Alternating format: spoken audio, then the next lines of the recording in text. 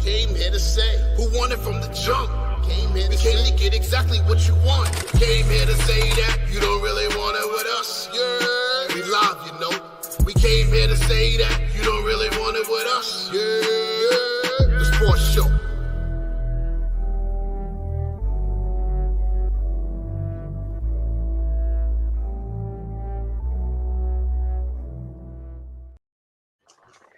Yerrrr! Yeah. What is up, ladies and gentlemen? We are here with a very special wild card weekend preview show. I am the voice of a generation, Pete Rosado, joined by the wise brother up on the top of the pyramid. I don't know how that happened. I really don't know how that happened. On the top of the pyramid, the wise brother, Dre. Well, now at the top of a pyramid in her rightful spot. Well, you could introduce Dre. I was gonna get introduced first. Tay should be introduced last anyway. So wow, the wise brother Dre, how you doing this Saturday morning? Blessed and highly favored, ready to get this popping. It's real dusty in here. My eyes hurt. Oh, not dusty and musty. But on the top of the pyramid in her right. No, not musty. I just said dusty. Looking exactly like her moniker states, 24K. The Queen. Tay, you are out and about, but still live and in living color. How you doing? What's up, y'all? I'm here. She's your queen. We're here. We're queen. No. God. Well, that's something. We are here. We are queen. Again, it is 2025. We everywhere. We here. We queer. We everywhere. Hey.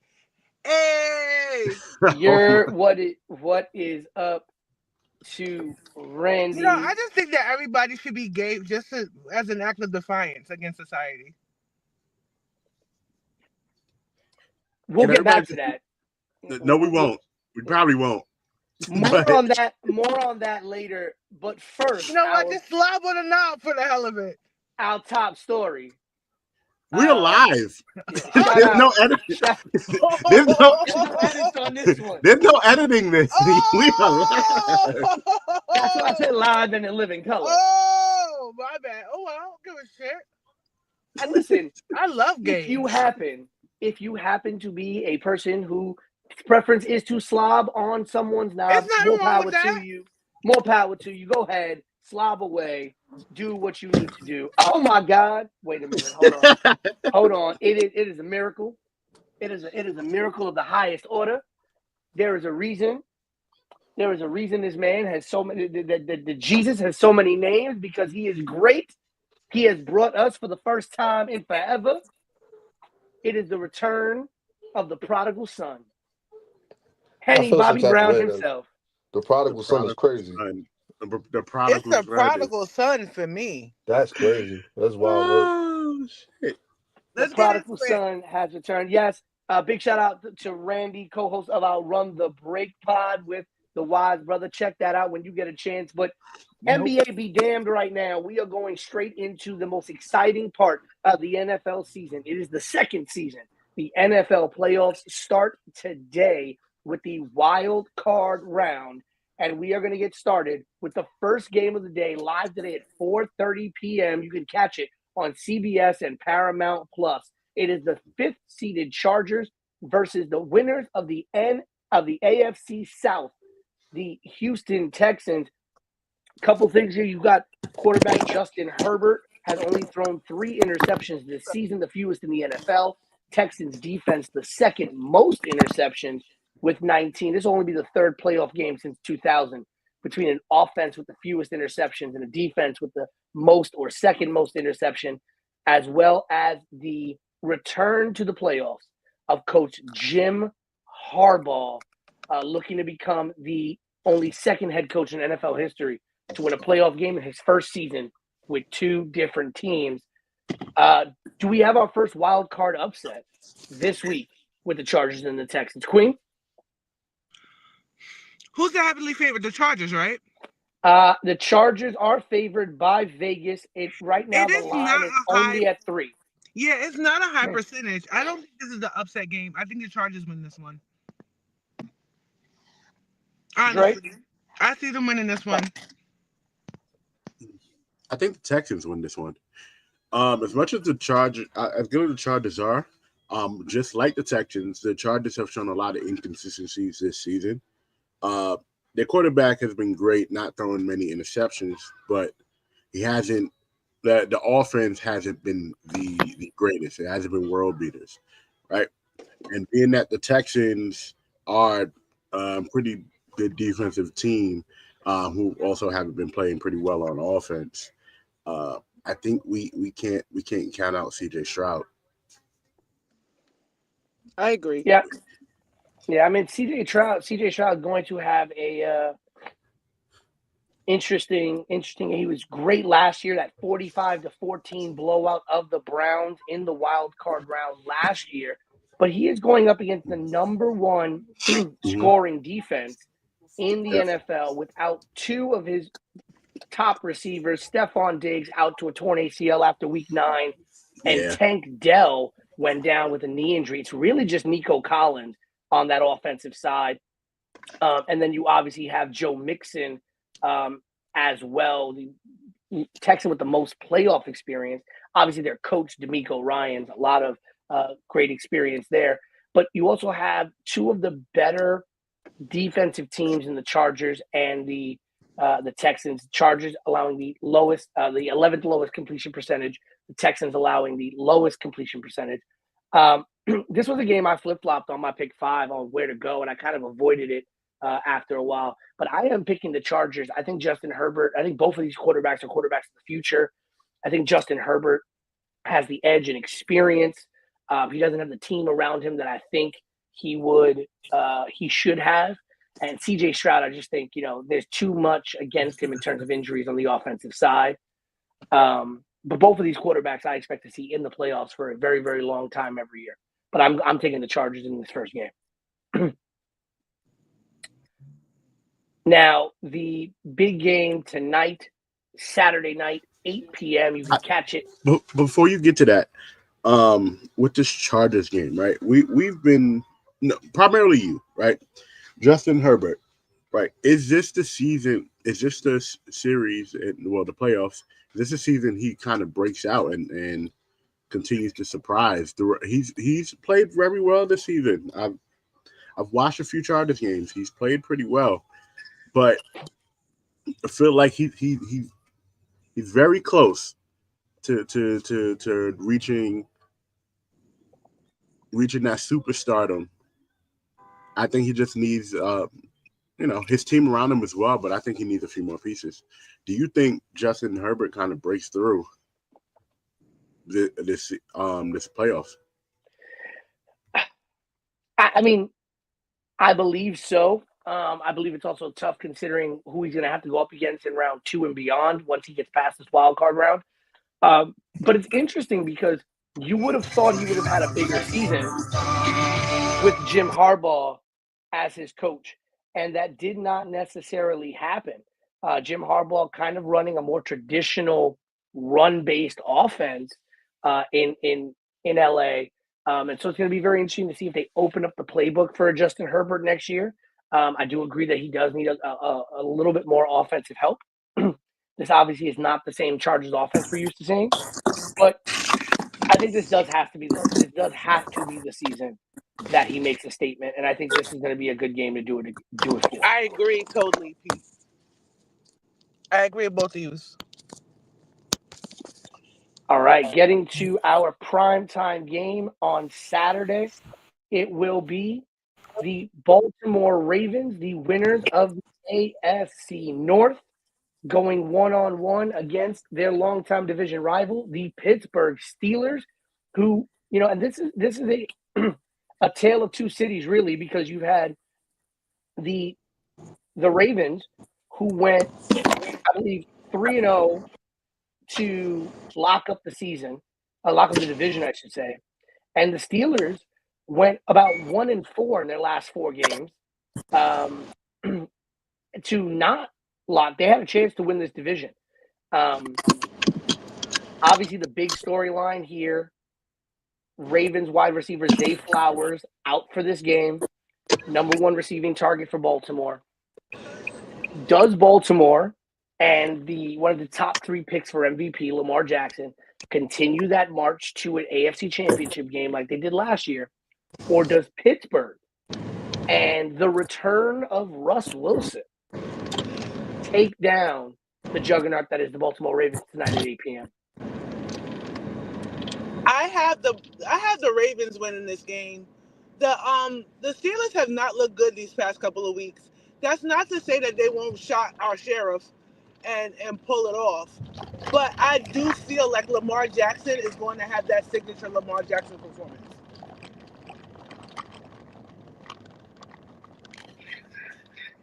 The Pittsburgh Steelers did what the Pittsburgh Steelers did a few years ago, right? They came out hot, and then they lost their last couple games leading into the playoffs, which then got them bumped out the first round. And that's the problem.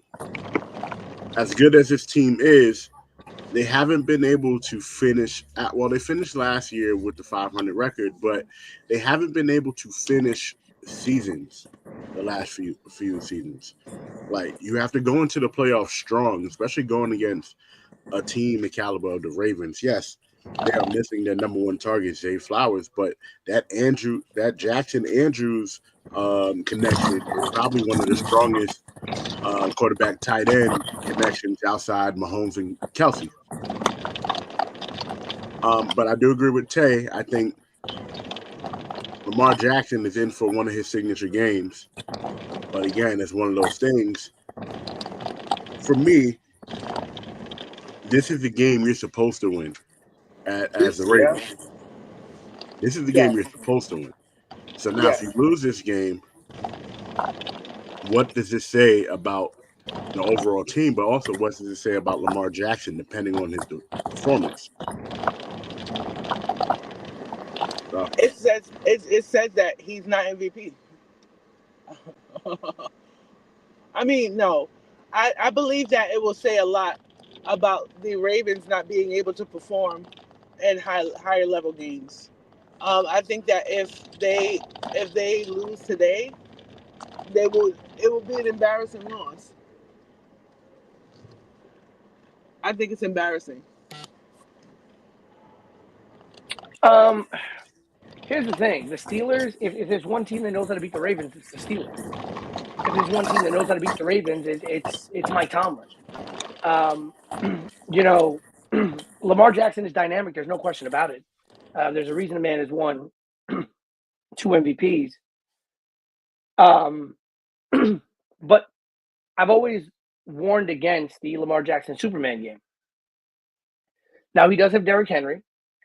They split the season series this year. The first game, Pittsburgh won. The second game, the Ravens won, and Derrick Henry went off, I believe, for like 126 yards in rushing offense in that game. So I think it's really going to depend on what level of the Ravens offense shows up, but also what level of Russell Wilson shows up. Because while Russell Wilson has not been flashy by any means this year, he's actually been very consistent this year in his games. And if there's one place where Russell Wilson does know how to win, it's the playoffs. This is a man who has won a Super Bowl, something that Lamar Jackson has not done. And I could see this game being close. I can also see this game being a blowout because it really, again, it depends how the Ravens start. I think if the Ravens start slow and they let Pittsburgh stay in it, I think Pittsburgh can upset and shock Baltimore. And I do think the question is going to have to be raised if Pittsburgh shocks Baltimore in this game. What is Lamar Jackson and going to have to do to grow as a leader? We all know he's a dynamic player. There's no question about that. But how do you grow as a leader? How do you grow as a quarterback? And I do think they're going to have to get at least another wide receiver around around Lamar Jackson, because we see now with Zay Flowers out, we're back to just Mark Andrews. And Mark Andrews has not been the same Mark Andrews he's been in previous years. I 100% agree with that. So my question to y'all about that is, if Lamar Jackson goes for between 250 and 300, 3 touchdowns, no interceptions, almost 70 rushing yards, right? They lose by like three points. Are we still looking at Lamar Jackson? Or are we still looking at the overall team? We're looking at the overall team at that point. Yeah, If he goes out there and does what he is supposed to do as the leader, as the quarterback, and basically shoulders this game, and they don't pull it out, then we have to look at the team. and I don't think he throws for 3 touchdowns, and we're looking at the team. I think if he rushes for 3 touchdowns, like if he goes out there, he has a great rushing game, and he rushes for 2, 3 touchdowns, stuff like that. Doesn't throw an interception, then I think we're looking at the team. But if he throws 3 touchdowns and still rushing around doing all this other stuff, I don't think it's a team question. I think it's like Pittsburgh just beat you. Pittsburgh was a better team because if the team is actually doing what they need to do, then that. But it's really going to depend on what kind of game Lamar Jackson has. If it's a rushing game for Lamar Jackson, then I think we have to start looking at what is Baltimore going to have to do to grow around him. But I think with that also, then we, in some part, we look at Lamar Jackson if it's a rushing game. By like, why are you not? I'm playing analyst here, not playing analyst, but I'm going with what the analyst would probably say. Why aren't you elevating the other receivers behind you, or why isn't it a next man up mentality? Again, we know Lamar Jackson, he has a rocket of an arm, but we also have seen very mobile quarterbacks outside of Mahomes who lack accuracy. So I think somehow, some way, they're going to find a reason to put it on Lamar, regardless. So then what happens at the end? Now do we look at, okay, well, this experiment is not working in Baltimore. Do we move on? Because the NFL is really what have you done for me lately, as we can clearly see by the coaches who've been fired after their first year. Gerard Mayo, a tragedy. He wasn't set up to freaking, he wasn't set up for success. And I think that this begs a larger conversation when we have a full show to talk about how black and brown coaches are held to different standards. And when they don't do well in their first season, they don't get that margin of error to have another season and have another go. But let me just say my take on the Lamar Jackson thing. If he's in a position where he has to rush for 200 yards and stuff, I don't think you look at him badly. I think you look at him as this is what you expect him to do if his team is down. Like at the end of the day, if he does that, right? If he has to take the game in his own hands, we wouldn't look at Patrick Mahomes that way. We wouldn't say, oh, Patrick Mahomes is not supposed to be doing this and not supposed to be doing that. And I believe that Lamar Jackson deserves that same respect. So now it's not that, oh, well, he's not looking at his receivers. If he has an open look to score, take your open look to score. That's what a leader does. A leader knows when to step up and a leader knows when to step back. So we can't get mad at him for stepping up if the plays ain't there, if this ain't there, if he has to create that in the hustle. You get what I'm saying? So I believe that if he plays up to his standard, whether that's throwing for 300, rushing for 200, if he doesn't throw, now let me tell you something, if he's throwing picks, being sloppy, not being on his game, then you look at Lamar. Now, if he puts his heart into this whole shit, then there's nothing no one can say. And I would behoove anyone to if they lose this game and Lamar does whatever he is supposed to do for his team, right? I would behoove them to say, oh, it's his fault. Period. Period. No, I agree. I think it's and this has been my thing all the time. I mean, like this was my issue with Lamar Jackson getting MVP. Because it was this is just Lamar being Lamar. Like Lamar didn't do anything that was outside of the realm of what we expect Lamar to do. But at what point do you also have to expect the team to be able to rise up to the level of Lamar? And so that Lamar doesn't have to be Superman every single time. Now we go to our Sunday games, the Sunday 1:00 game, which you can also catch on CBS and Paramount Plus. It is the number 7 seeded wild card Broncos, led by New Orleans' favorite son, Sean Payton, and rookie quarterback Bo Nix, against the number 2 seeded and AFC North winners, the Josh Allen-led Buffalo Bills. First time that the Broncos have been in the playoffs in 8 years. And they have not yet beaten a top quarterback in the AFC, interestingly enough.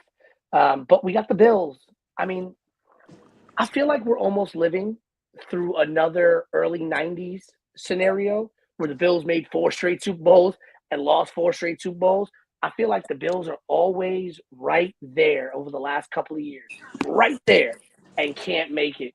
Tay, is this the year that the Bills put their stamp on the playoffs? It needs to be. It needs to be. If not, I don't want to hear anything about Josh Allen. I don't want to hear anything about Tim Allen. I don't want to hear anything about Allen Iverson. I don't want to hear about anything. I don't want to hear about Allen Street. I don't want to hear about Buffalo Wild Wings. I don't want to hear about nothing. I don't want to hear it. This is their year for the taking. Now, if the Bills fuck up, because Bo Nix is good. Let's not play games. Bo Nix is good. That boy good. But if Josh Allen get there and Josh Allen it up, then I don't want to hear it. Let him go fade into MVP Aaron Rodgers territory and leave me out of this. Oh, no. Not MVP Aaron Rodgers territory. Because that's all he'll be. Aaron Rodgers won one, so I really can't say that either. Before I go to Dre on this, CJABC in the chat said that back up on our Baltimore conversation. If they lose, talking about Baltimore, the media is going to cook Lamar. Tay, who's going to get cooked more? If Baltimore loses, is it Lamar? Or if the Bills lose again, is it Josh Allen? It's Josh Allen. I mean, all right, let's be real here. If the Bills get cooked, they're not going to blame Josh Allen. We are. Who has more to prove? The Bills? I sure will. Who has more The Bills. The Bills. The Bills. The Bills have way more to prove. So, are you saying that because of Josh Allen? Yes. Absolutely. But Lamar's a 2-time MVP. Shouldn't Baltimore be doing better than they are? Don't tell me nothing about no damn MVPs. I don't want to hear it. I don't want to hear nothing about no MVPs. Every year you hear Mahomes, Allen, Mahomes, Allen, Mahomes. You feel me? Yep. So it's time for Josh Allen to do what he's supposed to do. If not, he needs to sit down. Dre, Bills and Broncos. Give it to the Bills.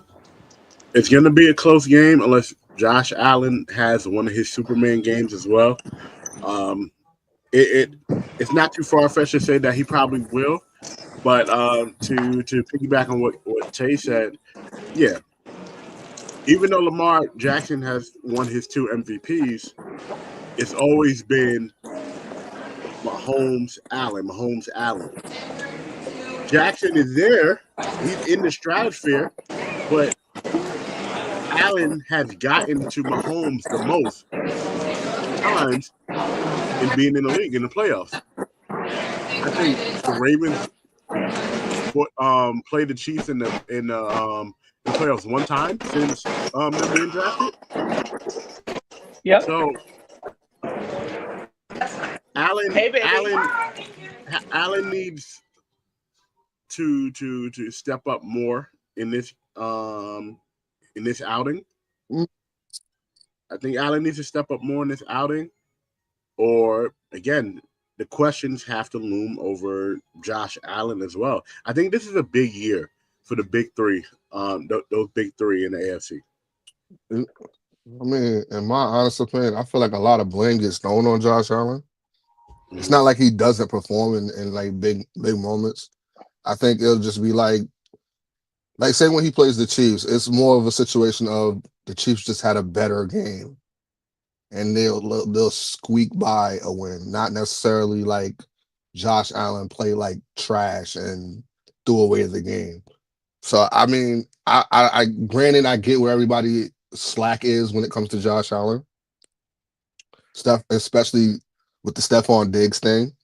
Like I get it, but I don't. He plays like a like his billing. He does.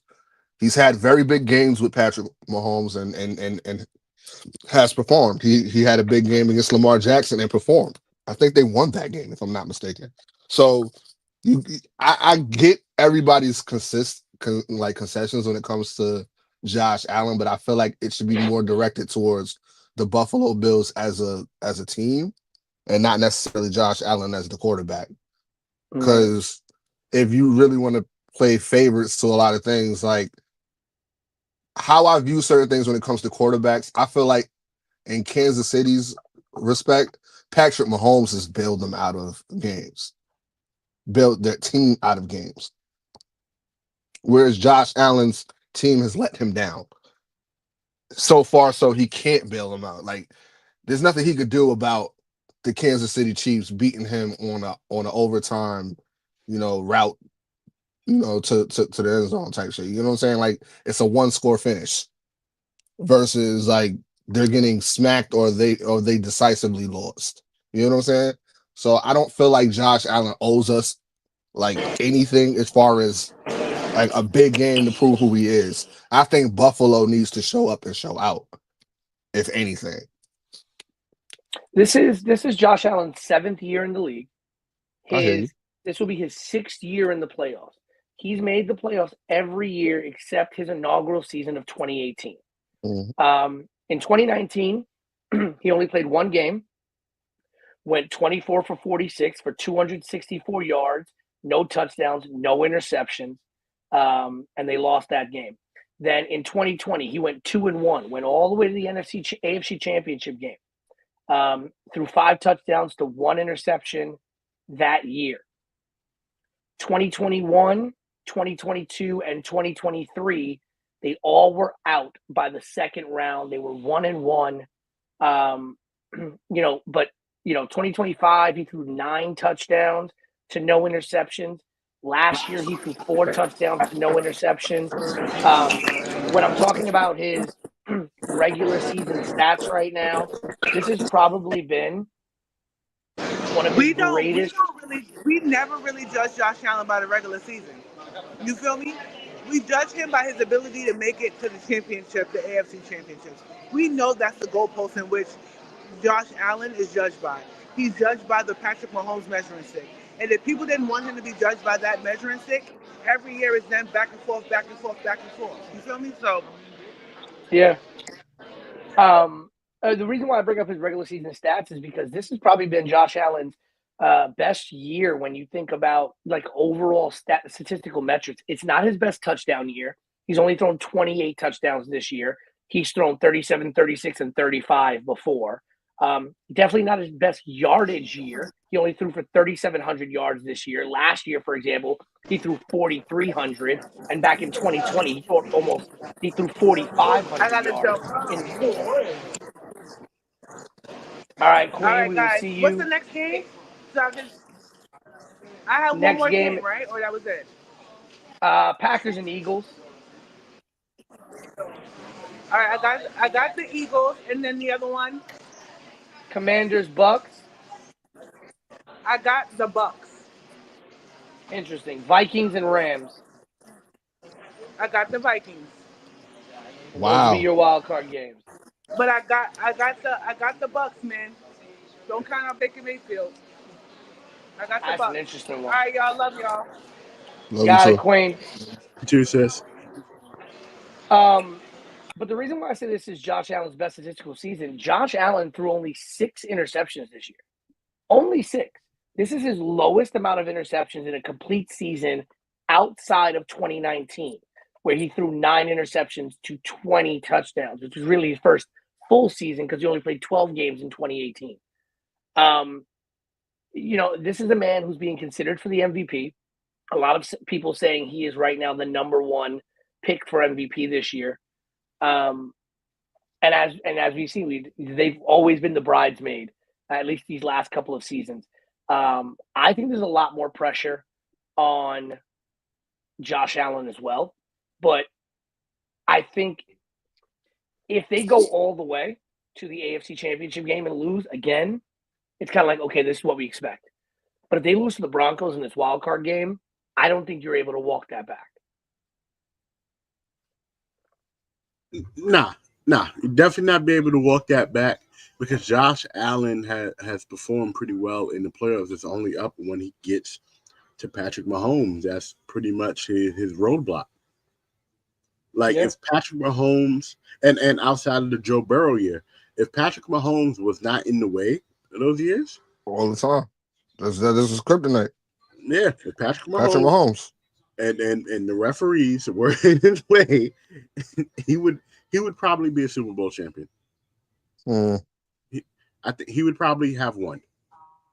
I think he would have one.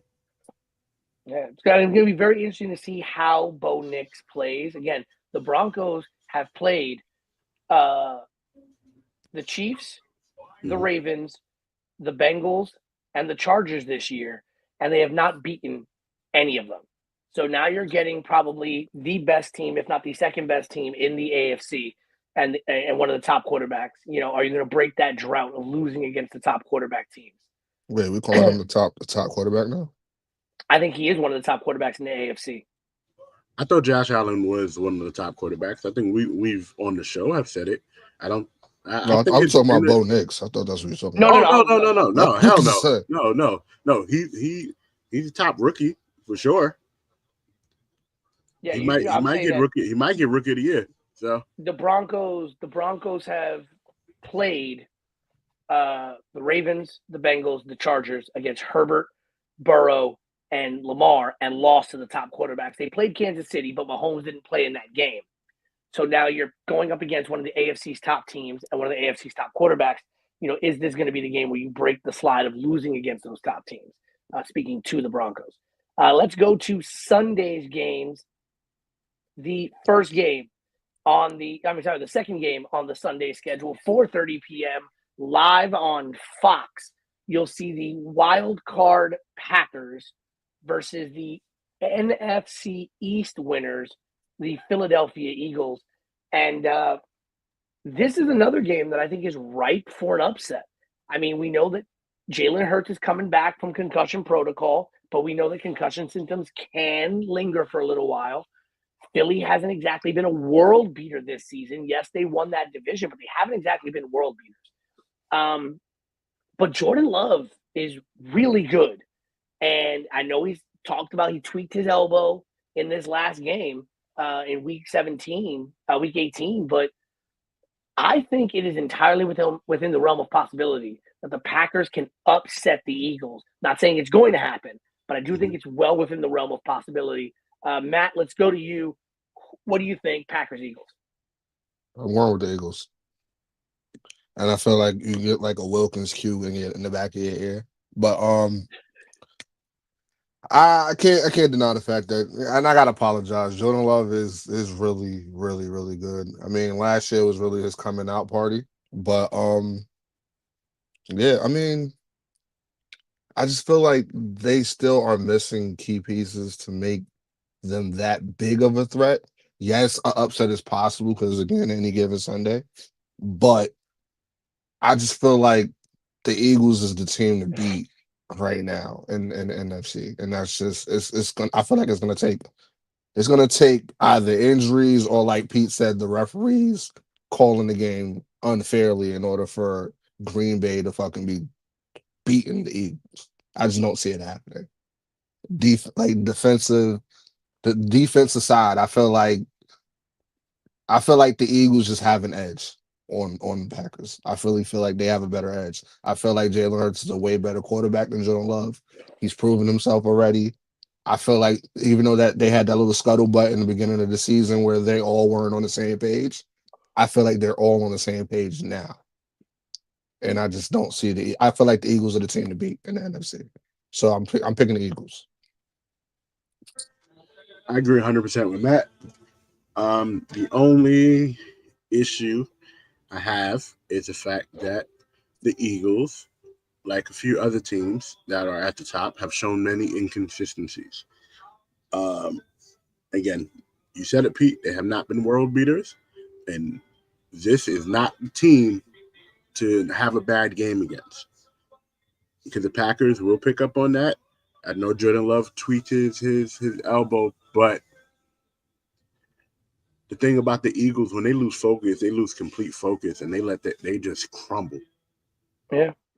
And if they crumble, if the Packers kind of immobilize Barkley, Which is going to be tough. Really tough. That's going to be super really tough. Really tough. But that's going to be the key to them winning and losing. Rushing. It's not Jalen. It's not them Jalen Hurts. It's not kind of slowing down Jalen Hurts because, as we said, concussion symptoms kind of lean. And then, like anybody who's had a concussion, it's not like you're going out in a blaze of glory. You're not playing your best football after being knocked in your head a couple times. So I feel like the Packers have a good chance to win this game if the Eagles are not on point, but I don't see that happening. I feel like the Eagles got it. Now, Green Bay and the Eagles played earlier this season. It was actually the Week 1 game this year. Green Bay lost 34-29. Saquon Barkley rushed for 109 yards in that game.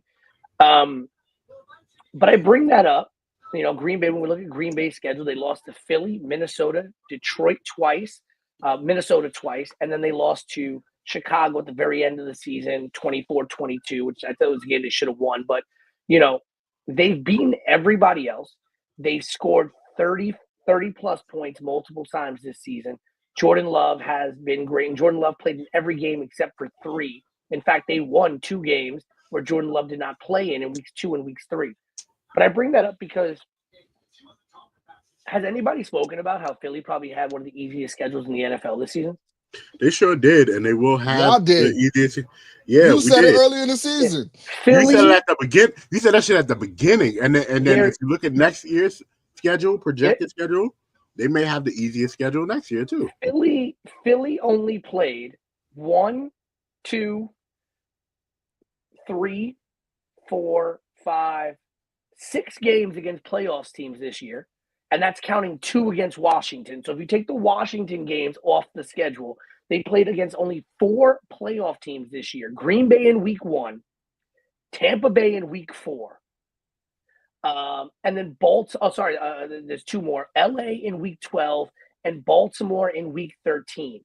That is it outside of the Pittsburgh game in week 15 against Pittsburgh. And then the 2 Washington games. That's it. They lost one of those games against Washington.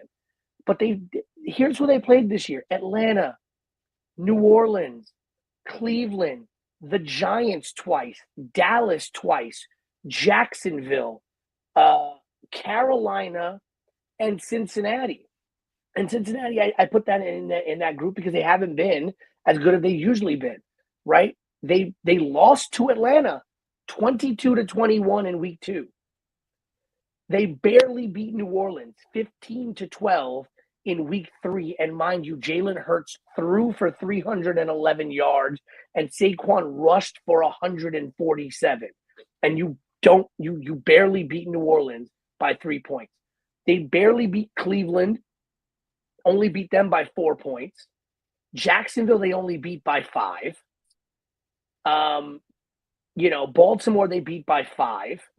Carolina, they only beat by 6. They've had some games where they've been good. They blew out Dallas 41-7 with Kenny Pickett starting and Saquon running for 167 yards in week 17. They, had a 17-point win against the Rams. Barkley ran for 255 in that game. But there's been and then they've blown out the Giants when they played them, except for this last week of the season. Philly has not had the greatest schedule. I think Philly has really gotten fat on a lot of weak teams. I think the record is paper. I'm going on record and saying that the Philadelphia Eagles this year, with the exception of Saquon Barkley's incredible year, Philadelphia is the NFL 2024 equivalent of Tommy Guns. They are a paper playoff team. All right, I get that. I somewhat agree with you. The problem is you can only play the teams that are put in front of you. That's what I was about to say. You're going to play the teams that are put in front of you. The strength of schedule, yeah, like the NFL puts that together, but you can only beat the teams that's in front of you. And if you don't beat those teams that's put in front of you, now the whole conversation has turned completely on its back. Now it's like, why aren't you beating the Atlanta Falcons? Why aren't you beating the rest of these teams that's there? So I think that it has to be, we have to be somewhat transparent when we have that conversation about those teams. But I agree with you. They've had a lax schedule. So when you're playing against, bigger teams, how do you perform? This playoffs will show us how the Eagles will perform against better teams. Because if they get past the Packers, it's a murderous row for the rest of the time. If they get past the Packers, I'll tell you right now, I believe. Well, they are the number two. They are the number two team in the conference. If they defeat the Packers, they will play the winner of the Buccaneers or the Commanders, unless the Vikings. If the Vikings beat the Rams and the Bucs beat the Commanders, then the Eagles will play the Vikings in the second round. But if the Vikings beat the Rams and the Commanders beat the Bucs, if at any point the Commanders win, it's going to be Eagles Washington in round 2. But if the Commanders lose, then the Eagles will play either the Rams or the Vikings. So you sticking with Jordan Love? I think Jordan Love has a great opportunity to upset the Eagles. I think Saquon Barkley is going to have to play the game of his life. I don't think Hurts is going to be 100%, but I think Hurts is going to be out there and is going to play. I think you're sleeping on the receivers. I'm not. I just don't think. Again, I think Philly has fattened themselves up on a very weak schedule this year. I think the Packers. Are you saying that strictly on the basis of like the final score? Like, I'm looking at their schedule. They played outside of Washington. They played 5 playoff teams this year. 5 in 18 weeks. All right. So what team has played 9 or 10 playoff teams? Well, let's look at the Packers really, but look at their division. But I'll tell you right now. Let's look at our Packers schedule this year. Green Bay Packers this year played Philly. They played Minnesota. They played the Rams. They played Houston. They played Detroit. They played Detroit twice, Minnesota twice. They had a much tougher schedule to me when you talk about Philly, Minnesota, the Rams, Houston, Detroit. They almost won this division. It was almost a 3-way tie to win that division. When you're talking about, you're over here, you had to play Detroit twice, you had to play Minnesota twice, and if I'm not mistaken, I believe they've split those series all year. They lost both games to Minnesota, but by a combined 4 points.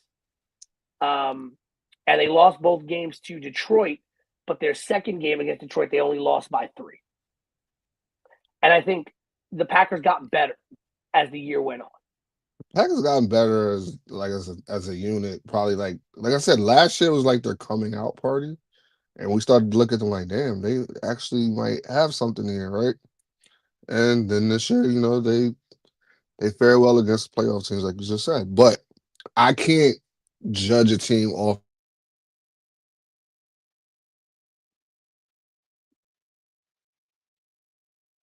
the teams that you got to play the teams that are in front of you.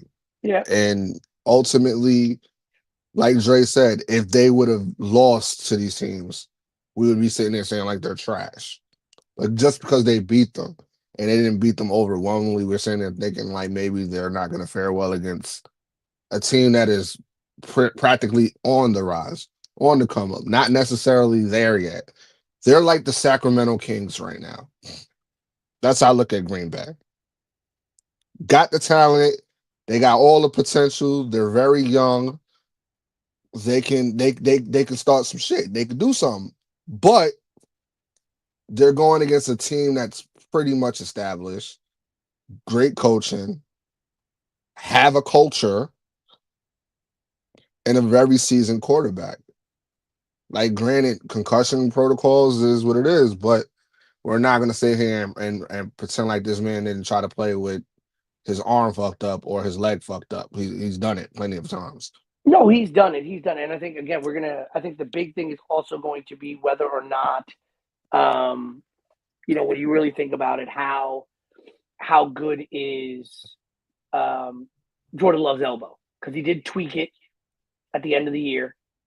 So it's going to be very interesting to see whether or not his elbow is going to be, is going to be 100%. But I do think they're primed for an upset. I do think Jordan Love could upset the Philadelphia Eagles. And I do think you're right. The Eagles are a better team position-wise. Let's go to the Sunday night prime time game, 8 p.m. on NBC and Peacock. It is the wild card Washington Commanders, led by who I think is the far and away rookie of the year, quarterback Jaden Daniels, going against the NFC South winners. Though with that division, I don't know if you could really call them a winner. The Tampa Bay Buccaneers, led by big game Baker Mayfield. Dre, as Tate said, are you going to believe in Baker, or are you taking the rookie to continue this magical ride for the Commanders? I want to believe in Baker Mayfield, and if this was any other matchup for the Buccaneers, I would probably be like, you know what, Buccaneers can probably pull this one out. But them damn Commanders, been holding it down in the NFC East, and it's gonna be a gunfight. But I'm gonna go with the Commanders. And I think it's probably be like a 1-score game. It'd probably be 2-3-point game, but I'm gonna go with the Commanders. The consistency of that team all year has been amazing, especially playing with a rookie quarterback. But Baker Mayfield's. Let's start when he went to the Rams, right? when the Rams let him play, right?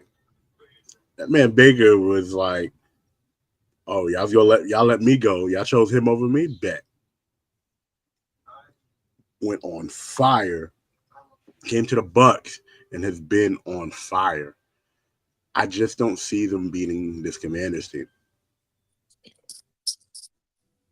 Matt, what do you think? Fuck Baker Mayfield.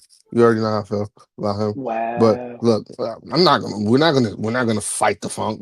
I don't sugarcoat shit. I don't like Baker Mayfield. You know that. I've never liked him. I felt like he was overrated. But I'm going with the Buccaneers this year. What? Shocked me too, but I'm not a believer of the Commanders. I'm sorry. I guess maybe it's the name. I don't know. I just think honestly, sunlight shines on a dog's ass once in a while, and you might have a good season. That doesn't necessarily relegate into the playoffs. We're talking about a whole different fucking energy, a whole different atmosphere. I don't feel like the Commanders have it in them, and I feel like Baker Mayfield needs this more than ever. And why I say that is because, like Dre said, he looked decent to good right, on the Rams, and then like because we'll always play back to how he played in Cleveland, right? And it was just shitty. But it's This is Cleveland. no, look, I don't dispute that, but that is his resume. And what does his resume look like in the playoffs? Well, He his needs resume, I this. mean, yeah, He I mean, needs this. listen, but his resume also states that he played 17 games for Tampa Bay last year and this year. Mm-hmm. Last year, he threw for 4,000 yards. This year, he threw for 4,500 yards. Last year, he threw for 28 touchdowns. This year, he threw 41 touchdowns. 41 touchdowns. He needs this. But again, Pete, it goes back to what I'm saying. You can look like greatness in the fucking regular season. What does it matter in the playoffs? And Matt, well, you like you that got one of them WWE cameras. That shit zoomed all the No, way it's the out and zoomed iPad. It's back the in. iPad. I know. That shit said, and I'm like, but it, okay, but okay. but we say all that, and you've got a rookie quarterback in Jaden Daniels who threw Mm-hmm. 25 touchdowns to only 9 interceptions. Which, by the way, throwing only 9 interceptions as a rookie quarterback is absolutely incredible. Threw for 3,500 yards and also rushed for 6 touchdowns. Almost rushed for 1,000 yards. Only rushed for 891 on the season. I love what the Commanders have been doing. In the beginning of the year, it was tough. They were 29th in the league in points per game at 29.3. But from weeks 4 to the end of the season, they ranked 12th in scoring and 4th in total yards. They've seen the Buccaneers before in week number 1. This is a team who also I think is going to have to take advantage of the blitz. Todd Bowles, the coach of the Buccaneers, loves to run blitz packages. So it's going to be very interesting to see if Jaden Daniels has the ability to run.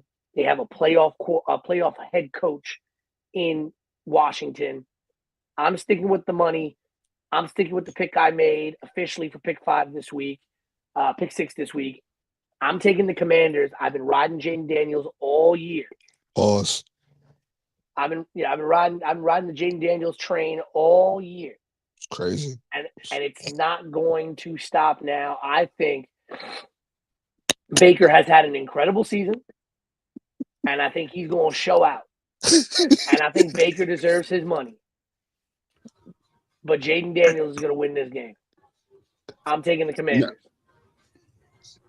Yeah. The Commanders not winning this game wouldn't be a surprise. But yeah. Only 9 interceptions as a rookie is definitely hell. But That's 41 touchdowns? 16 interceptions from Baker. He is still an interception guy. But 40 what? Okay, that's cool, but he got you. 41 touchdowns.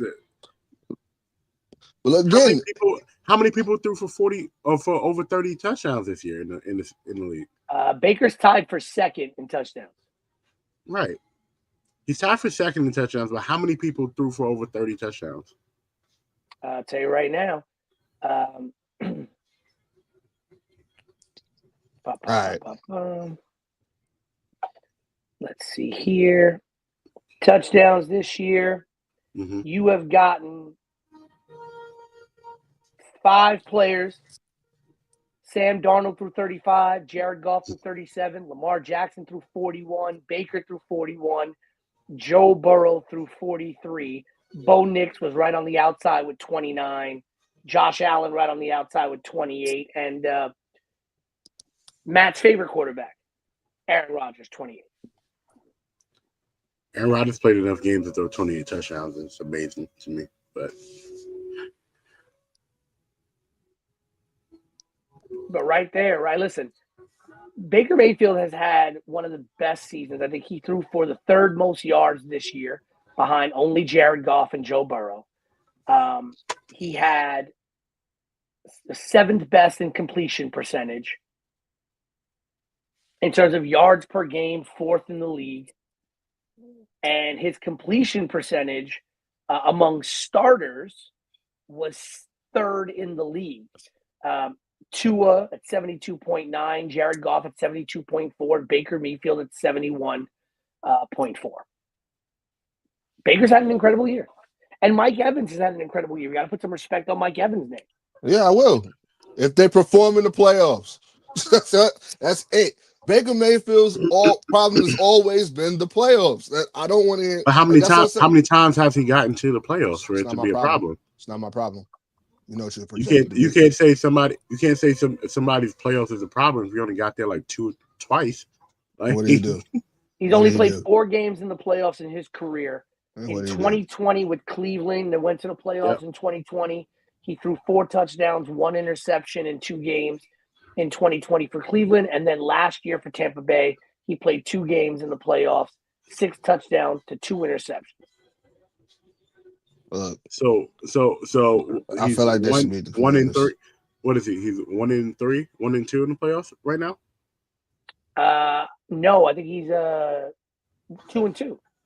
He's 2 and 2 in the playoffs, right? He's 500 in the playoffs, so it's not bad. Yeah, it ain't great. It ain't great, right? But you expected Baker if you're putting who is he following after? Nobody. Yes, he is. Who? Following after Tom Brady. Tom Brady played there for fucking 3 years, right? He brought him a Super Bowl, bro. He brought him a Super Bowl. And then, in all honesty, Baker Mayfield, this latter part of the last 2-3 years is his comeback term. This is what is going to rectify his career. You need to do something in this playoffs. And the Tampa Bay Buccaneers, they're not bad at all.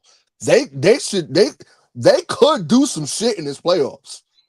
Right. But we're not going to pretend like they're trash. They're not. The Commanders aren't trash either. But I'm not saying they're trash, but when you say Baker is following behind Tom Brady, those are expectations of Baker Mayfield and Tom Brady with 2 different things. We're talking about the latter part of Tom Brady's career, bro.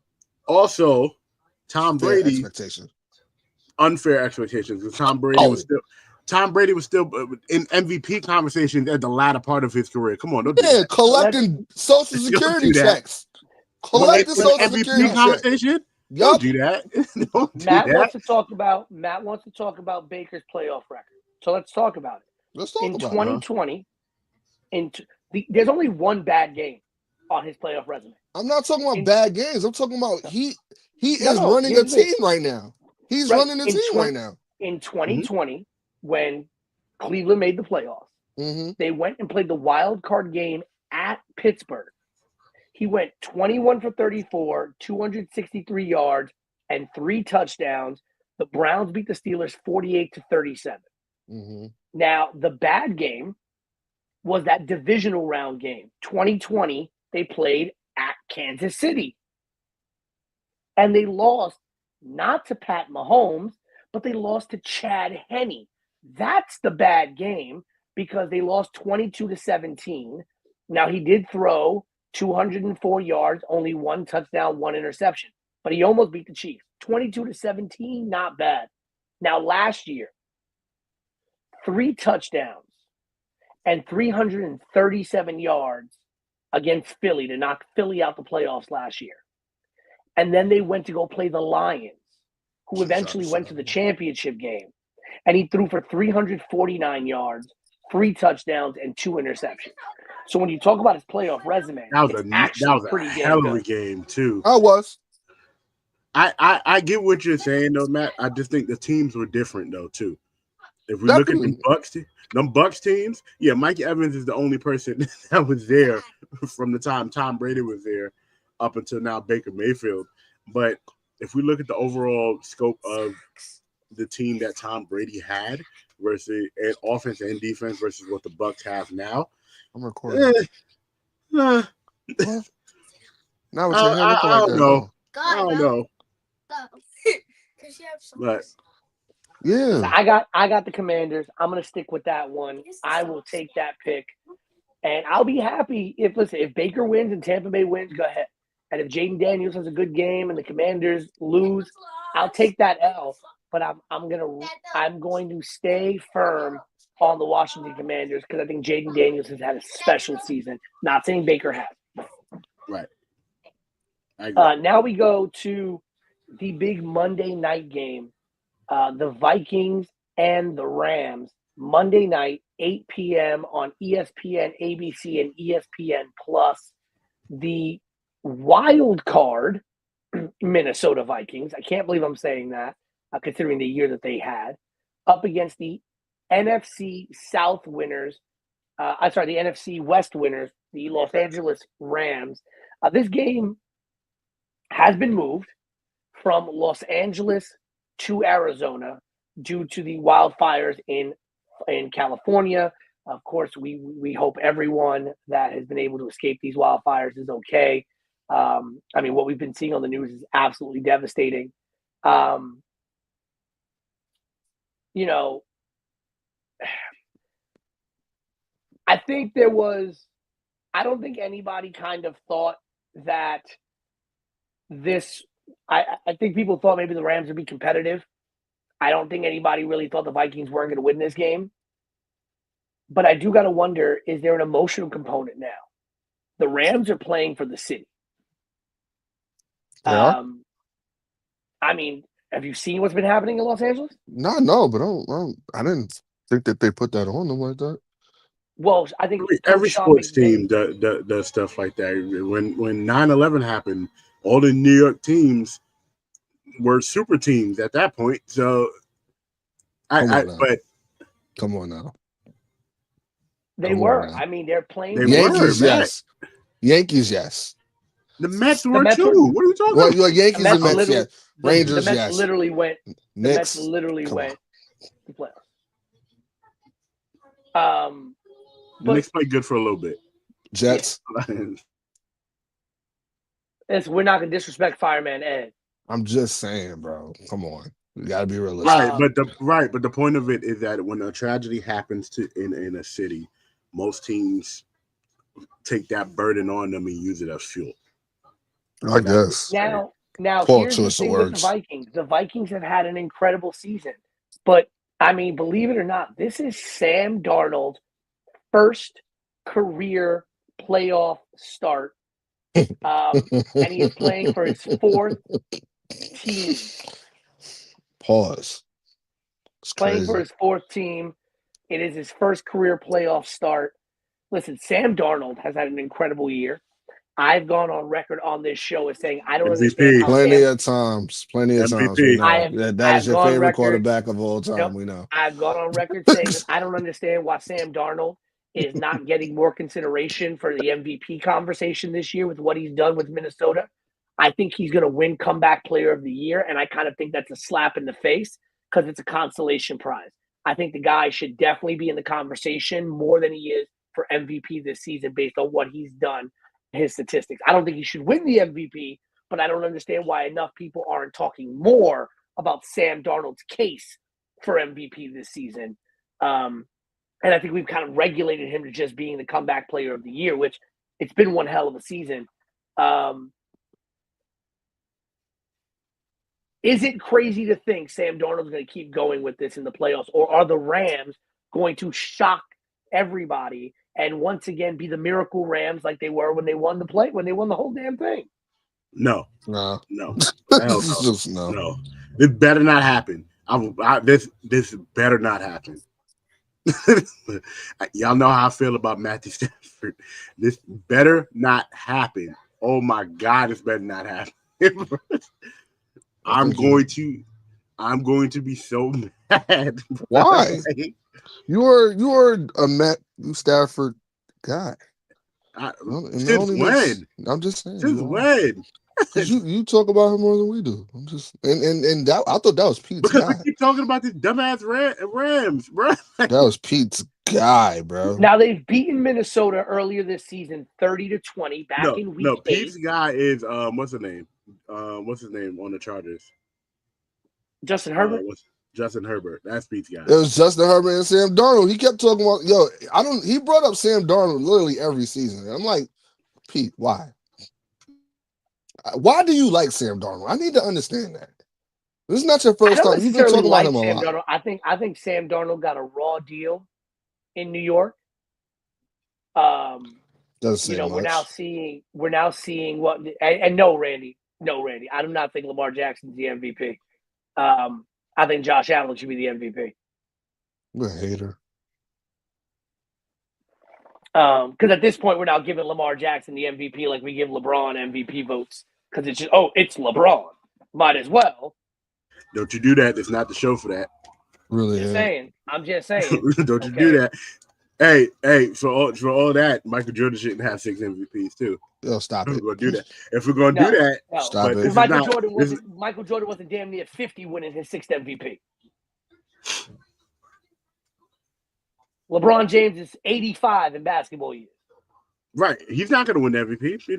No, they're going to give it to Joker. But weren't you the specific person who said the person who's the most valuable player to their team? LeBron James is not the most valuable player to his teams? I mean, he is. Oh, okay. I'm just saying. He is. But I think stick up for your man, Dre. But we've talked about it. We've talked about that name. I saw you pour a little drink in your bottle, so I know you own one, so I ain't gonna fuck with you. We've talked about the name value vote, right? And so you get those people who will vote on name value. And I think at this point, Lamar Jackson gets a lot of votes because of the name value of Lamar Jackson. And again, as I've said, I have a very different standard for how I view MVP. I view MVP as not just being the most valuable player for your team, because you can make a case that there are 32 MVPs in the NFL, right? Saquon Because Barkley you're going on most valuable player. Yes, Lamar Jackson is the MVP of the Baltimore Ravens every single day. There's no doubt about it. I think you can make the case that Mike Evans is the MVP in Tampa Bay. You can make the case Bo Nix out in Denver. But hell, you make the case Saquon Barkley is probably the MVP of the Eagles. But to me, I'm sorry, the Giants GM is the MVP of the Eagles. Yes. I'm glad you finally fucking said it. It's been killing me and Pete not to say nothing. But you have a situation where Lamar Jackson has not done anything that we have not seen Lamar Jackson already be able to do.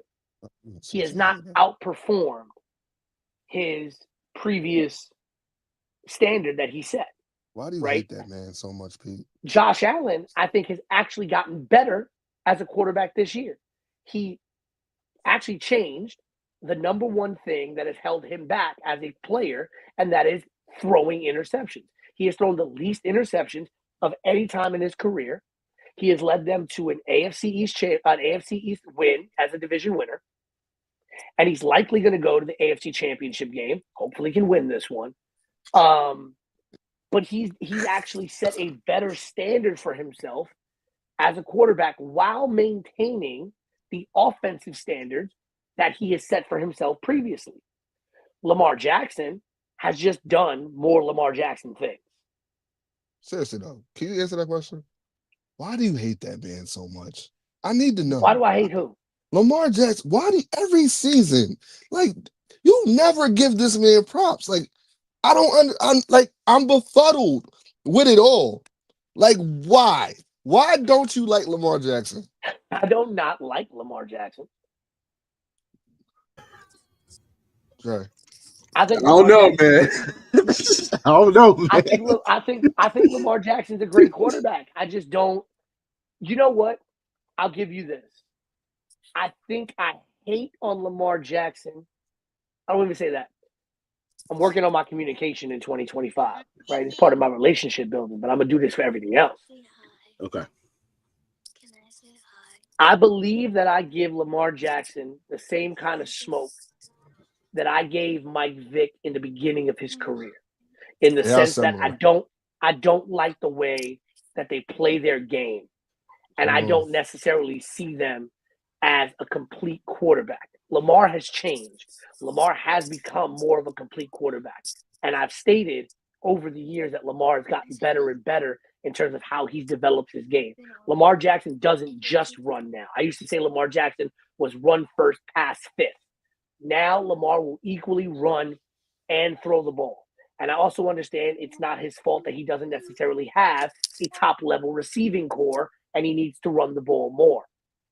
But to me, I've also stated on this show this year, I feel like Lamar Jackson always seems to do better when he has less weapons because I feel like that's when he feels like he can perform the best because he has a Superman complex.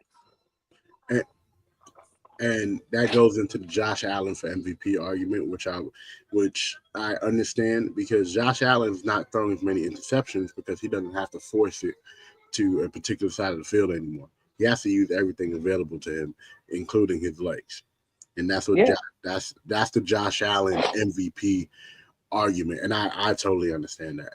I know Randy is saying in the chat, Josh Allen gets enough love. He gets enough love from analysts. He just doesn't get enough love for MVP voting because he has been MVP worthy for a few seasons. I'm not gonna sit here and say he's not. And this is I think I don't think Mahomes Jackson. should have gotten all the MVPs that he's got. I think there's been at least a year, if not 2 years, where I think Mahomes got it on name value. And I've said this, whether it's the NBA or whether it's NFL, I believe there's a name value vote that goes into things. And it's sexier to vote for a specific name than it sometimes is to vote for the best player that should get it. And we've seen it in the NBA as well. I would say, yes, they can say hi. Yes, they can. They are celebrities in their own right. Hey. Hello there. Hey, little one. Look at that. See, Matt, you just raised our ratings. Right. Okay. I go get the hair done. Go ahead, go get ready. Where we going? Go get your hair done. Where? If Sam Darnold loses this playoff game, if he loses to the Rams, specifically in week number 1 of the wild card round, does that take away anything from how great of a season he's had?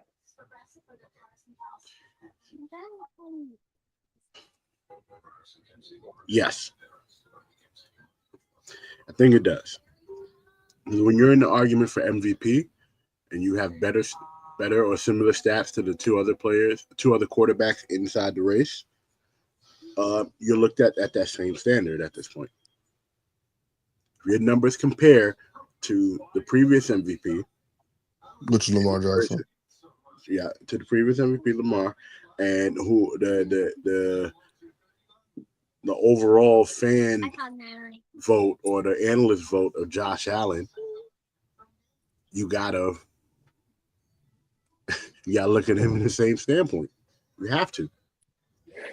It's unfortunate that we sometimes don't give these QBs enough time to fail, but except for Josh Allen. Josh Allen failed a bunch, and this is his season to be like, all right, bro. But in terms of Sam Darnold has failed a bunch too. So we have to give Sam Darnold that same, hey, you've been at the bottom. You know what the bottom looks like. Now, if you're at the top of the mountain, no, I'm not even talking about your team. I'm talking about his play. Like, we acted like Sam Darnold was out here throwing Favre numbers. He wasn't. But he also didn't have the team around him to do it. Yeah. Not in New York, not in Carolina, and now he has it in Minnesota. And he doesn't even have his best weapon. He didn't even have his best weapon for some of the season. So, and for the Jets, he did not start a complete season any year. Played 13, 12 games. Carolina played only 12 games, then played 6 games in his second season there. San Francisco, he played in 10 games, but only threw 46 passes in 10 games for 297 yards. I mean, and when you look at the 2018, 2019, 2020 Jets, they were not great, and they were not coached well. No. You know, this is a man who, when you look at the way his stats have jumped off the page, 35 touchdowns to 12 interceptions, 4,319 yards. It's his second best interception total for a full season. His lowest used to be 11. Now it's 12. And this year was 12. His largest touchdowns by a margin. You can combine the two touchdown totals that he threw in 2018 and 2019, he threw one less touchdown this year alone.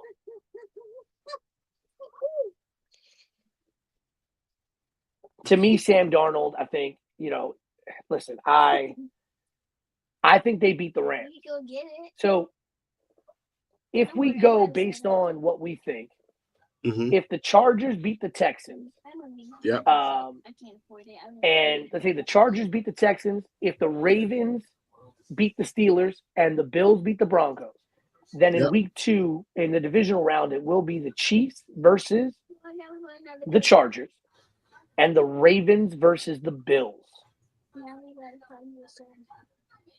If somehow the Steelers or the Broncos upset either the Bills or the Ravens, then the Chiefs will play either the Steelers or the Broncos. It looks like that right now, if the expected teams win, unless the Eagles or the Commanders upset the Bucks or the Eagles, then it will be Lions and Vikings or Lions and Rams in the divisional round. My picks, I think it's going to be the Chiefs versus the Chargers. It's going to be the Ravens versus the Bills. On the NFC side, I think it's going to be the Lions versus the Commanders and the Vikings versus the Eagles. I think the Commanders upset the Bucks. They go to play the Lions in the divisional round. I think the Vikings beat the Rams and the Eagles squeak by the Packers, and it will be the Eagles versus the Vikings. And I think it will end up being the Vikings versus the Lions in the NFC Championship game. And I think it will end up being the Bills and the Chiefs in the AFC Championship game. I think this is the year that either Lamar Jackson or Josh Allen exercise the demon that is Patrick Mahomes. I agree. It has to happen this year. And it has to happen while this team is wounded. And it's crazy to say a team that is 15-2 is wounded, but Mahomes has not played well this year. The Chiefs look very, very old, and they're barely squeaking by games. So I think this would be the time for them, for Allen and Jackson, to take a strike at the Chiefs if either one of them get there. But black magic as it be, we never know what can happen with these Chiefs. And it's hard to count them out because Patrick Mahomes has the Tom Brady DNA in him to where it's like, oh. I mean, shit. Exactly. Oh, y'all up 30? I got you. Hold my bag. We won by 3. Like, so it's kind of like this will be the year to do it, but it's still kind of that percentage, and it's a high percentage to where Patrick Mahomes will be in another Super Bowl. Bro, when you say he's been playing bad, are you saying like playing bad to Patrick Mahomes standards, or you just saying like bad? Okay, he's playing bad to Patrick Mahomes standards. His numbers are not up there in the MVP numbers either. Yeah, but the Chiefs, we said this every week that the Chiefs have won. They're not blowing out teams, and most of the time they have the better team. Well, they've had the well. If you really want to be clear, I want to say for the last 3 years, it might be because of Tyreek Hill being gone. Hell, I even might say even the last season that they had Tyreek Hill, they weren't the best team. They just played the best game. They have the best quarterback. Having the best quarterback don't necessarily mean you have the best team. Right, but we've seen that, yeah. But when you have the best quarterback, you will on the team to be better than what they are. Because why I say that, I say Eli Manning was by far not the best quarterback, but he played the better game. He willed his team. Tom Brady has Super Bowls where his team. We're not talking about the years where they were beating everybody. I'm talking about the years where that team on the other end was Or like looking when they like played Matt Ryan. Fucking bullshit. Sorry. listen. Sorry. Yeah, get over that. Sorry. Yeah, get over Sorry. that. Stop. I So lost so much money on that fucking game. It's not even yeah, funny. get over that. But God damn it. but when the Patriots looked like they were the team that was the worst off team, Tom Brady with the unlimited non-weapons that nobody wanted to use that he's used brought those teams to victory. Yeah. So Mahomes is from that same DNA, even though the Chiefs have been built to be in the Super Bowl every year. They're just an older team. And moves will have to be made soon. No, they're a smarter team because they have a great Yeah. coach, a really, really intelligent coach who has a really, really great quarterback that's already bought into his intelligence and bought into his science as far as offensive play. So again, Kansas City's always going to be the favorites. They could play like trash, which they have, because we counted them all the fucking way out last season and shit what they did last year. So I can't I don't know. I don't look. Hey man, like I can't count Kansas City out just because of the injury. This man played with a fucked up toe and still won. So I don't know, Pete.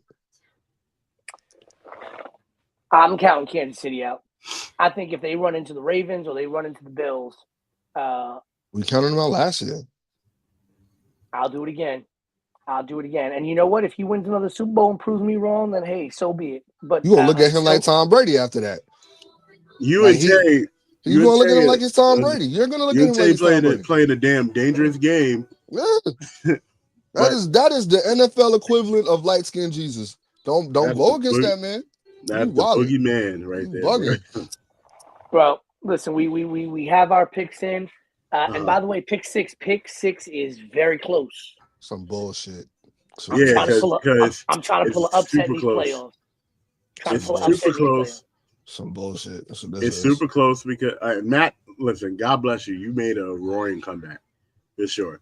Because you started off terrible. And you're not far behind. But 1 point. 1 point. You realize he's going again, right? 1 point. He's behind Tay by 1 point. I'm behind. Boxing with God. Yeah, for some reason, you definitely boxing with the pick 5 God. For You know what? That's 0 point week. That 0 point week helped. I like punching up. I hear you. If I didn't have honor, I'd be probably like a point behind you, too. So it'd have been 75, 76, 77. Listen, we out here like the AF. We out here like the NFC North. But gentlemen, right. Wild Card weekend is upon us. It is 3:00. I gotta start getting my pregame spread ready for this first game of the weekend, 4:30 p.m. Chargers and Texans. We are getting ready to watch all of the NFL action, and you will catch us to get ready another one for the divisional round when we have only 8 teams remaining in the divisional round. It's going to be a lot of fun. I'm telling you right now, Lions and Bills are my 2 sentimental picks. Lions and Bills. We shall see. For the whole shebang. Dre, get us out of here.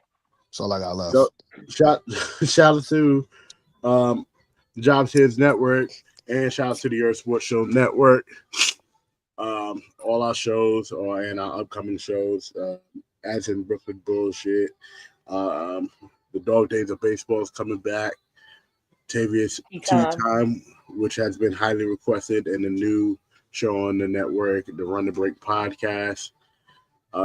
Just continue to support us as we, continue to rise in this journey in 2025. Shout out to Backstage Brawl. That comes on tomorrow at 3:30. We may or may not see BK Matt on there. You'll see me.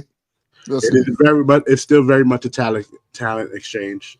So, but for the really 100 and something day close to being Mr. Married Man Rosado, woo, it is close. I RSVP. I think I I did. am under. We Did are I under do? 100. We are under 100 days. I believe we're at 97 days Yes. away from the wedding. I've already Tell been the rest fitted of- for my. I've already been fitted for my suit. Mhm. I did Last night, RSVP, didn't I?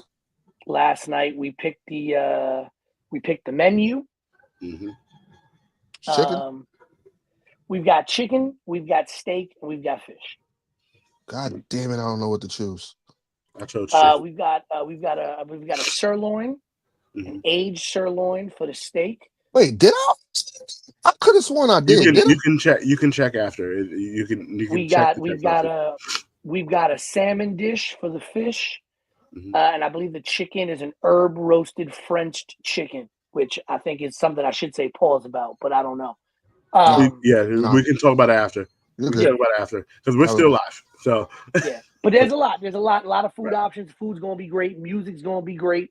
It's gonna be one Are we hell of a teaching Friday. you the And electric slide? I don't know yet. We're gonna talk about that. But I will say this. Before I go. Last thing. There is we picked our signature drinks last night. Apparently, I've been told I should not pick a Long Island iced tea as a signature drink for a wedding unless I want a lot of people not making it home. I'm drinking it. But our cake, incredible flavors are going to be great. There's one thing I actually made some adjustments to some of the appetizers, so there's going to be some Puerto Rican flavors in there. There's going to be some real good stuff coming around. yeah. Yeah, a lot of fun, a lot of stuff that we coming up with. Got to sit down with 97 days till it's done. Yep. And listen, I'm Did saying I reigning. You're reigning and defending. We are wrestling tag team champion. Wise brother, big baby. I cried. It's crazy. But for the I voice hope of you cry at my generation, wedding, Matt. Oh, definitely am. for the voice of a generation, Pete Because Rosado. I want the steak and the chicken. God. What? For BK Matt, for the Queen Tay. It is your boy, the Wise Brother, aka Big Baby, signing off. Peace.